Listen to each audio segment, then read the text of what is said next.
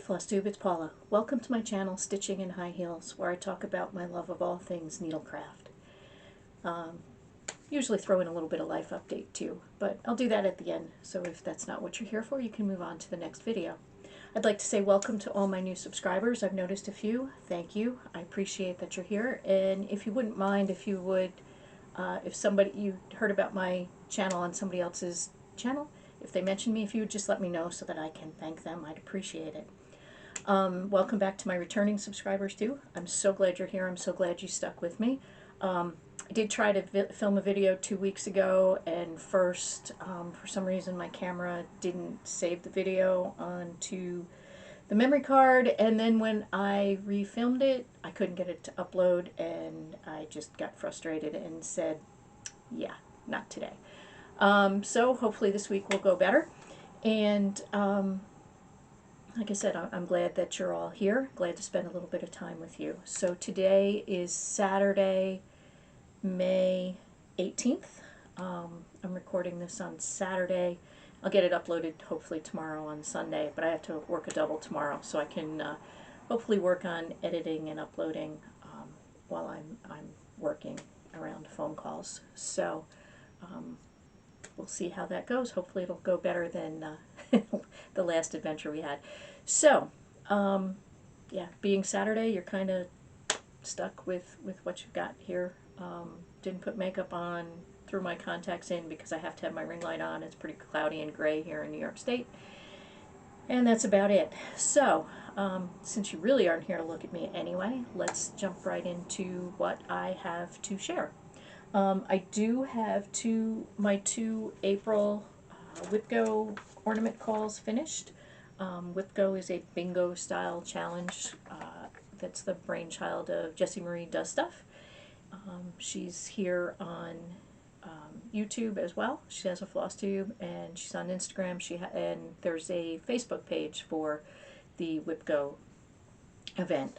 And pretty much what it is you set up a bingo style board, and she calls 2 numbers every month, except for when the number 13 or the middle space is called, because you can either have that as a free space or you can have project in there. So if you loaded projects in there, when that number is called, you have 3 numbers. Which actually happened in May, which is kind of making it a rough month for me in terms of meeting my WIPGO goals, but we can talk about that more.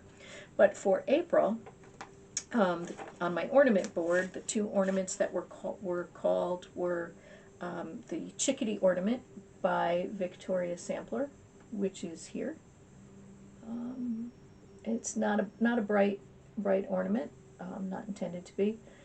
Stitched on the recommended, I think it's natural linen, with all the called for fibers, DMC floss, soie, perlé for the satin stitches. And then the one substitution I did make, and my camera doesn't focus well, so I don't know if you're going to be able to see them, but there are little pink beads right here by the bushes. Yeah, they're not going to show up well. And they were supposed to be colonial knots in silk ribbon, and I substituted pink beads. I didn't have the right ribbon, trying not to buy a whole lot this year, just to use what I have, because I have way too much. It's kind of embarrassing. So I'm just trying to use up what I have, and I'm really enjoying that, so it's really not a hardship. But anyway, so I had pink beads, threw them on there. And then, so that ornament was from the 2003 Just Cross Stitch ornament issue, if you're looking for that. And then the other one I had, and both of these, in my last video that actually got uploaded, you would have saw these as having the stitching done. And I needed to put beads on both of them. And this next one is outside my window, and this is from the 2005 Just Cross Stitch ornament issue. It's by Diane Graebner of Lynn's Prints. And there's that. Cardinals are some of my favorite birds. This is a little bigger than I usually go for ornaments, but I'm really pleased with how this came out. And the beads that this called for, it had some sort of oval, I don't know if they were pearl pearl beads, but they were oval beads. And of course, being that this was from 2005, I didn't really feel like going looking for them. And I had, you can kind of see them there a little bit, I had clear with a little bit of iridescent finish on them, small bugle beads. So I used those instead. And I'm pretty happy with how this came out too. So again, that's from the 2005 Just Cross Stitch Ornament issue. And it's by Diane Graebner from Lynn's Prints. Stitched, other than the beads, stitched with all the called for materials. And then my big finish is part of what I'm calling Mira May. And for those of you who may be new or just coming back to cross stitch or new to the online communities, May has tended to be a month for special events of different sorts. The original event was called May Mania, MAY-NIA, and I believe the original concept was that people started 31 projects, one a day, in May. And the name of the event has stuck around. The original people who created it are no longer involved, but the name has kind of stuck around, and it's kind of morphed into people do different sorts of things. If you watch Handcraft Maniac, she's got a whole other system that she does for what she calls her mania. I'll link her below. It's what she does is really cool. She has a poster board laid out with the days of May, and I think she limits herself to 20 pieces. So she works on, like if she started a piece last year or the year before on May 5th, that piece gets worked on May 5th this year. And as she finishes pieces, then she can start a new one on that day and carries it forward. Like I said, I'll link her video below. It's kind of interesting. I'm intrigued by it. It's not anything that I was set up to do this year. May kind of snuck up on me. So I am doing Mirabilia May. Not quite the same as Lisa in Cross by Floss. I'll link her below too. Not quite the same as her. I have 4 Mirabilia projects, works in progress, and I wanted to get at least 10 hours in on each of those. That was my goal for this year. It's also a goal in the Whip Warriors group. And as a side goal, I was hoping, I have 2 that I thought I might be able to finish. You guys have seen Garden Verses before. I've been working on that. She's getting closer. I don't know what it is. You know, like when you get, so you can see the end of a piece, almost you start dragging your heels on working on it. I've been having a little bit of that going on. But the other piece is Snapdragon, and I did finish Snapdragon. Here she is. She's on a mystery pink fabric, 28 count. I believe it's a cotton of some sort, and it's a piece I got, I believe, when Mary Jane's Cross and Stitch in, I think they were in Illinois or Indiana, when they were closing their shop and liquidating their inventory. The piece tends to show up a little browner on camera, but it's a really pretty raspberry pink with some modeling. And there she is. She's stitched with the called for materials, 2/2. This is an even weave. I started her at the Queen City Stitch Retreat last year as a stitch along or start along with Kelly from Pages and Stitches. And we're both going back to the Queen City Retreat in October, and we plan on bringing our finished Snapdragons with us. We can have them on the brag table. We did take a picture of them at the retreat with the 2 of us, because she's doing hers on I think it's 32, I don't think it's 36 count, really pale mint green fabric, and it's gorgeous. So I finished this up, did the beading last week, and I'm really pleased with her. I want to see if I can show you. I really like, so the beads in her skirt and in her headdress and in her hair, they're very cool. They're size 8 beads, they're a little bigger, they're a matte finish, and the color kind of varies a little bit. They're mostly like a mauvey purple, but there's some with a little bit of blue on them. So let's see if we can focus in on them. So you can you can kind of see them there. Let's see. I think you can kind of see them there. So, or let me pull up part of her skirt here. Let's see. So I think you can kind of see them there. I know my camera doesn't do a great job of focusing. But there she is. She's finished. I think those beads are really cool. They work really well in this piece. She'll probably be framed, but I'm not going to do anything until after October with her. I'm going to fly to Charlotte, so it's easier to take unframed pieces. I can put them in a project roll, stash that in my carry-on. It's what I did last year. It worked pretty well with my grad table pieces. So she'll be going to Charlotte with me. And then I'm making good progress on my other Mirabilias. So the other thing that came out of the Queen City Stitch Retreat, there were a couple of women there who do a lot of Mirabilia and Nora Corbett pieces, either over one on small count fabric or on like 40 count. And they're little miniature pieces, and they're even more lovely than their full-size counterparts. And I spent the whole weekend saying, I could never do that. I don't like stitching over one. I would never stitch one over one. And I'm sure you all kind of get where this story's going, right? So I came home and I got thinking about it. And, you know, everybody was saying, well, if you try one of the Pixies, they're a little smaller. They don't always have so many beads. Because, right, the size of beads is a challenge when you're reducing the size by, you know, they're going to be like a quarter the size of a full, you know, an over 2-piece. So the beads, so you have to make sure you either get 15, usually size 15 beads, or other very small beads, or sub out metallics. So if you pick one that doesn't have so many beads, that challenge is a little bit less.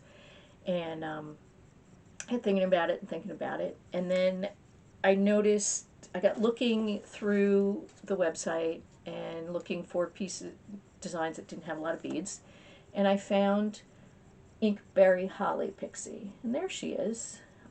She's not that old. She is NC 227. She's from 2017. There she is. So she's really pretty, and I said, you know what, let me give it a try. If I hate it, I don't have to do another one, and I can you know, switch and do her over two.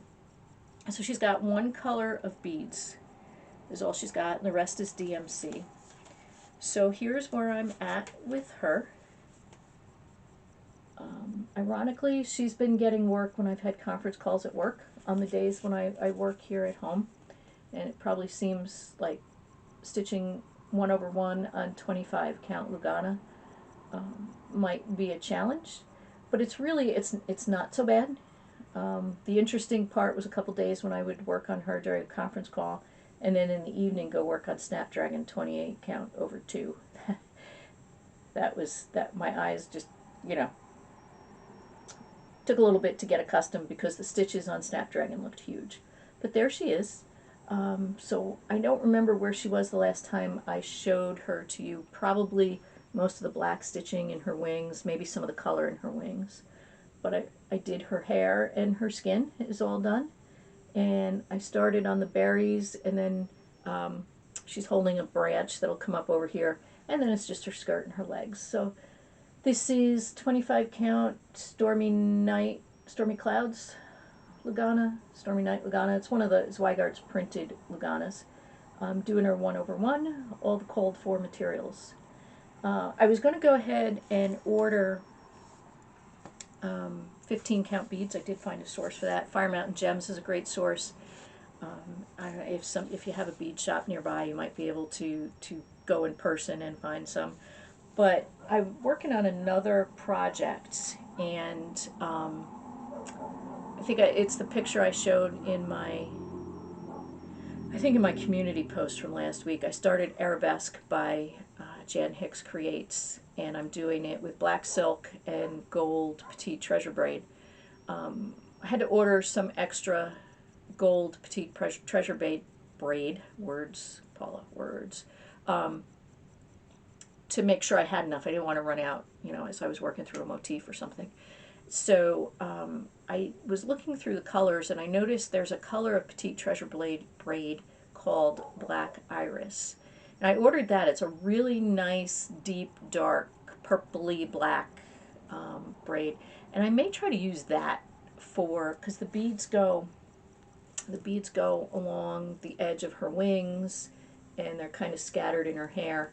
So I'm going to try that. If that doesn't work, then I can always order the beads. But I already have that, and you know, like, she doesn't call for a lot of beads, and I'm sure I'd have a ton left over, and I'm not sure, I don't think this will be my first over one pixie, but I'm not sure they all call for the same beads, right? So, so if the treasure braid works, I think I'm going to go with that.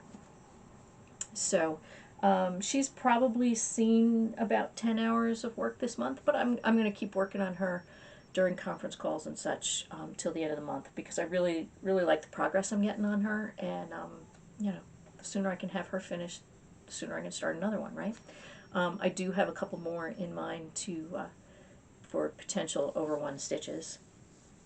And then last year, so that's Inkberry Holly Pixie.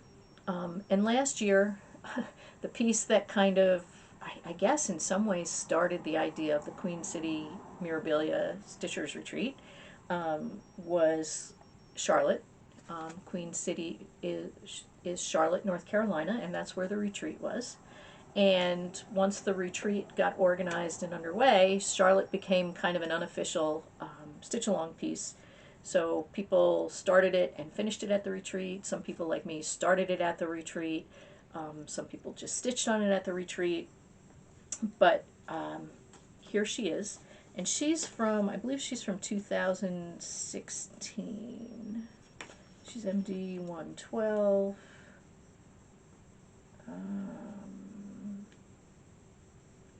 And I don't readily see her copyright date the way this piece is folded.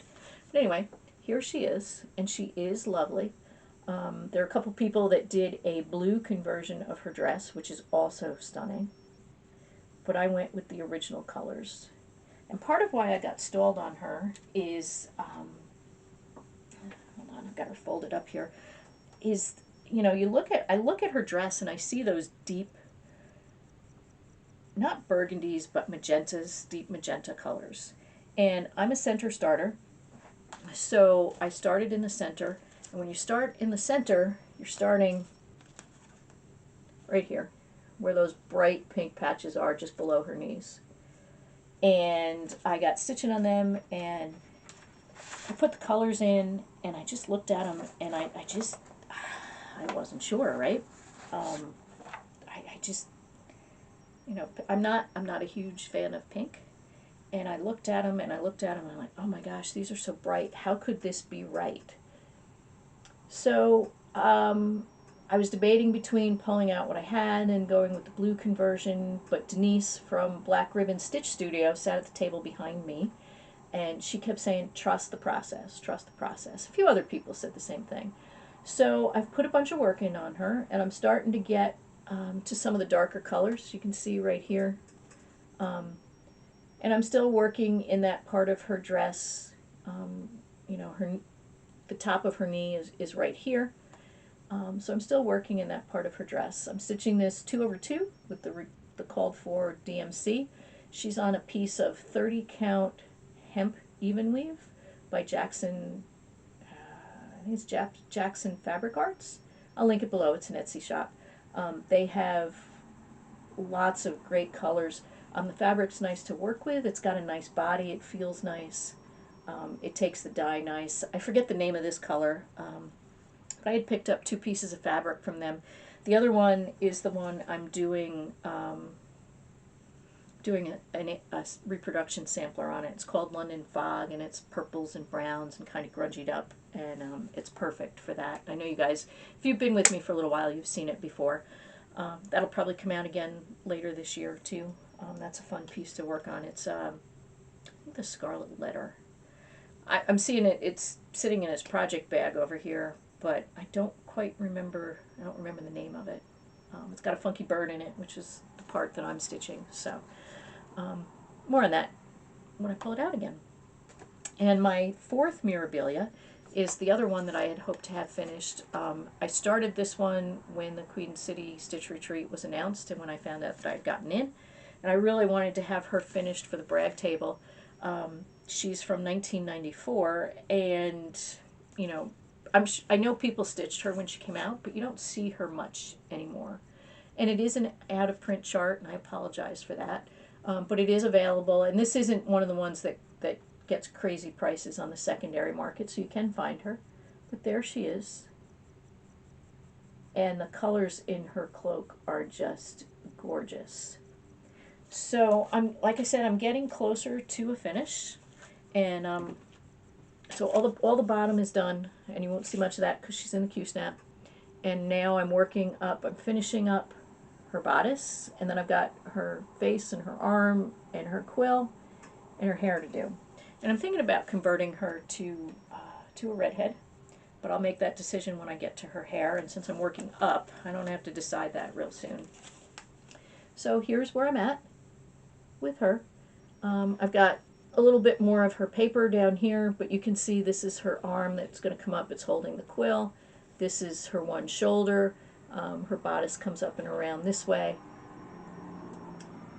So not all that much more to do. And she's been such a fun stitch. You know, with a Mirabilia, once you kind of get started with a color or two, you don't have as much counting, and the colors just flow. And I mean, they look like a painting. Nora is just amazing with her use of color, which is the other reason that I continued with Charlotte and listened to everyone who said trust the process. But this is Garden Verses. I don't know if I'm going to have enough time to actually get her finished this month. Probably a stretch goal, but willing to work on it. I may take her with me tomorrow. I'll spend some time working on her around phone calls if it's not super busy. Haven't really decided yet, but it's a possibility. So we'll see. 32 count fabric isn't too bad to work on. Have decent lighting there. The other piece I was thinking about taking was To All a Good Night, which is my Autumn Lane Stitchery piece that I want to have finished for the brag table at Charlotte this year because they're the featured artist. So we'll see, but that's what I've worked on. I switched my Whip Go boxes for my whip pieces around so that, you know, Jessie Marie always says, your board, your rules. So I did switch them around so that three of my calls were already done. And if I can get Garden Verses done, then that frees up some other spots on my board to work on some other pieces. So we'll see. I also have told myself if I finish her and Snapdragon, then I can start my next piece, which is going to be Bliss Fairy and the Petal Fairy stitched together on the same piece. If you're familiar with Mirabilia, they're both sitting on a blossom that comes up and swoops up. They're sitting on the lower part of the stem, it comes up and around, and when you put them together, they make almost like a heart shape. So I thought it'd be real. I've seen it done once. I can't find the picture again. I don't remember who did it. I think it was back in the old AOL message boards days, maybe. But I've been thinking about that. I want to do it. I have a really amazing piece of fabric from Fiber Arts Amy. She does fabric as Oak Crown Studios. I'll link that below as well. Her fabrics are beautiful, and so I'm excited to get started on that. So we've kind of gotten into plans. Excuse me for a second. I got a tickle in my throat. So plans. I'm going to keep working on my Mirabilias to the end of the month. Next weekend is Memorial Day weekend here in the U.S. We're going camping, so I probably will take, I'm not sure if I'm going to try to get one or two of my ornaments for my ornament board started, or if I'm just going to take a Mill Hill piece and work on a Mill Hill, either an ornament or a button and bead piece. They're pretty easy to transport and stitch on if the light's not so great. So we'll see. Not sure what that's going to be, but when I'm home, I'll be stitching on Charlotte, probably Inkberry Holly, the days that I'm working from home and have some calls. So that's where we're at with plans. And I'm not going to count it as a fail if I don't make my Whip Go goals for this month for FFOs and for ornaments. Um, as long as I get them done by the end of the year, I'm going to count it as a win. So spend some time doing that. So instead of showing you pieces that I've stitched and charts by the same designer, my mom she asked me to do some finishing on some pieces that she's stitched. She used to stitch and her eyesight doesn't allow her to comfortably stitch anymore. So she's kind of given it up, but she has some pieces that she did finish that she never fully finished. So she asked if I would be willing to help her with that, and I'm excited to do that. And I figured I'd show you those pieces that she gave me. She gave them to me last week. We went out for Mother's Day, and she's been working through cleaning out, doing some spring cleaning, and she came across these and asked if I'd be willing to help her with these. So this first one was started by one of her friend's moms, and she finished it up. And she wants it stitched into a pillow, and she gave me the finishing fabric to go with it. And I apologize, I do not know the designer of any of these. They're all from 2006, 7, 8-ish that she stitched them. They might be freebie charts, but I honestly don't know. But I thought it would just be fun to share them with you. And then once I get them finished, I'll share that with you too. So this is a nice little patriotic piece, and she gave me finishing fabrics. She wants that in a pillow. I'm not sure what I'm going to do with this because it's probably going to be hard to get the masking tape off that, and the masking tape is fairly close to the stitching. So we'll see where we go from that, but I've got some ideas for that. And that'll be the first one that I tackle. She wants to give it to her friend since her mom was the one who started it. And then this is a nice little ornament piece. It says Rejoice. So I'll probably finish this into an ornament for her to put on her tree. But that's pretty. Fabric is a real pretty, it's kind of blown out there a little bit, but it's a real pretty khaki brown, kind of a medium brown.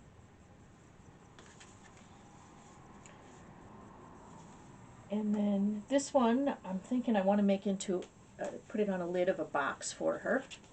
It's a real pretty springy piece with pinks and, pinks and purples.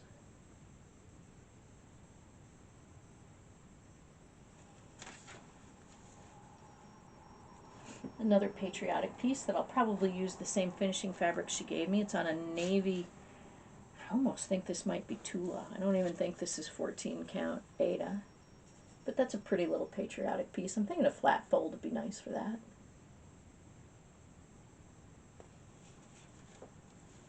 And then there's a Thanksgiving piece. This looks like it's probably 14 count Aida. And that's another one I'm thinking maybe a little flat fold stand up kind of thing to put out. And then this last one, she actually had some small bell pull hardware in it. So I'll probably just finish it into a bell pull. Looks like oak leaves and acorns and a pretty variegated floss. So, and like I said, most of these she stitched in 2005, 6, 7, around that area. So that'll be fun. And some pieces other than ornaments to do some finishing on. Give me kind of a push since they're doing them for somebody else to get it done, right? So that's pretty much what I have to share with you today. No haul, because like I said, I'm working really hard to shop my stash, and I'm enjoying that, and it's going well for me. But I will say that I do have a new adventure that I'm going to be starting. I went into my local Michael's craft store yesterday. I was looking for a box, trying to figure out my fabric storage, and I wanted a decorative box with a lid for some of what I have. And I couldn't find that in Michael's. All they had was the photo size boxes. My Michael's has seemed to really be focusing on home decor and framing lately, which is fine, you know, that's what it is. But I always go past their clearance section, and I saw that they had a couple sewing machines and a couple of sergers on the end cap where they have clearance. So just for ha-has, I went to look at it, and I looked at the price tag on it, and the original price was $259.99, and it's a Singer Finish Pro. It can have 2, 3, or 4 spools of thread on it. 14 something or other is the model. I was like, okay, I know that's kind of an entry level price for a basic serger. And I looked at the markdown price, and it said $29.99, and I said they must mean $129.99. That would still be a good deal, right? But more than I would spend. So I looked closely, and it definitely said $29.99. I looked at the other 2 boxes that were on the shelf, and they all said $29.99. I said, well, take it up front and see what they charge me, because I wasn't going to pay $129.99, but for $30, I mean, my regular sewing machine does do what it calls a serging stitch, but it doesn't give as nice an edge as a regular serger, you know, like when you get from an L&S or from a fabric dyer. So I took it up front, and it wouldn't scan properly. The other thing my Michaels does that makes me crazy is that it's all self-checkout unless you request assistance. You know, if you're going to pay for cash or you have a problem. A little bit old school. I like somebody checking me out, but it is what it is. So it wouldn't scan because it's on clearance. So I hit the button for assistance, and a girl came over, and she, I'm not sure how she got it in there. I don't know if she put an SKU number in manually. I think that might have been what she did. But when it came up at $25.99, I was so shocked that, you know, processing it took a little bit. So yeah, so for $25.99, total of $28 once you pay sales tax, I have a serger. So I brought it home, I grabbed it, and got looking around the internet last night. There's videos about threading it and that kind of thing. I'm going to have to just take some time when I have some patience and some time to play with it. It's got some mixed reviews, you know, but even at full price, it's kind of an entry-level machine. I will mostly use it for serging my stitching fabrics. It'd be nice to have. If I do a little other sewing, like some garment sewing or whatever, it'll be nice to be able to do, you know, it can do rolled hems. There's other things it can do. So it'll be nice to have. But if you're interested in looking for a serger, but you don't want to spend a lot of money, and you have a Michaels nearby, check it. I don't know if it's something strictly at, you know, Michaels in my area. Again, I'm in upstate New York, but if you're interested, give it a shot, you know. So that's about it for me. Like I said, next weekend is Memorial Day here in the U.S. We'll be going camping with some friends. Be taking some stitching. Don't know how much I'm actually going to get done, but it'll kind of kick off the unofficial beginning of summer here. We'll be taking our dogs, and then we're full on into summer. So we'll see what happens here. I've been struggling with a problem with my foot. I've got a problem with one of the toes on one of my feet, which happens to be my accelerator pedal for the car. So I'm going to have that fixed, but I'm trying to put that off until after the Queen City retreat, because when I have it done, it's going to be 3 to 6 weeks of no weight on the front part of that foot, which means no driving, no motorcycle, you know, camping and dealing with the dogs is going to be interesting. So I'm putting that off for October. Hopefully it won't bother me more than I can stand until then. And I guess that's about it. So I hope if you're in the Northern Hemisphere, I hope your weather's getting better. Thinking about the people who have dealt with some of the severe weather that's rolled through recently, the Midwest, the Southeast. Houston had some flooding and severe storms, so hopefully we're kind of going to be getting to the end of that season soon. And if you're in the Southern Hemisphere and you're watching, I hope your winter's not too bad yet, and you're able to snuggle in and get some good stitching time. So that's it for me. I'm rambling a little bit now, so I'm going to cut this off, and I'll say see you soon. Bye. Love you.